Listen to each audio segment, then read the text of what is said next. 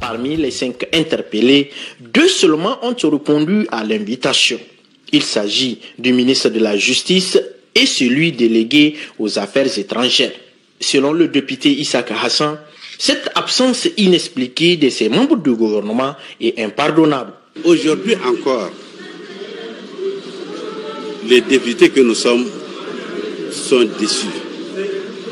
Déçus par l'attitude de certains membres du gouvernement, et parmi lesquels le Premier ministre, qui n'ont pas répondu à la convocation des députés, qui n'ont pas voulu répondre des actions du gouvernement qui relèvent de leur tutelle.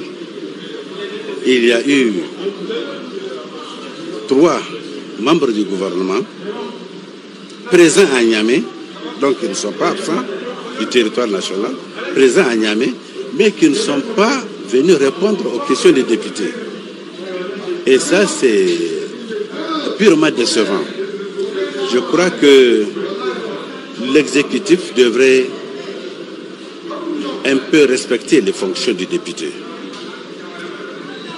La fonction principale du député, c'est de contrôler l'action gouvernementale.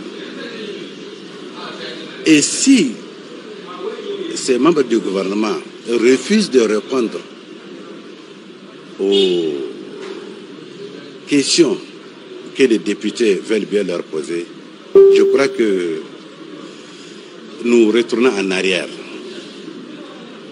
Et ce ne serait pas bien pour l'état de droit et pour la démocratie.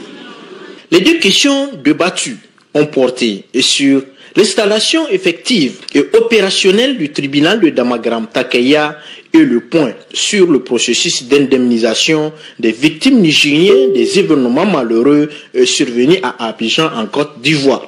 Je l'ai interpellé pour savoir où est-ce qu'on en est et donc il nous a donné d'ample la question dont on se réjouit. Et d'ici peu, Inch'Allah, l'installation sera effective. Devant les parlementaires, les ministres interpellés ont chacun, en ce qui le concerne, donné des explications aux inquiétudes des députés.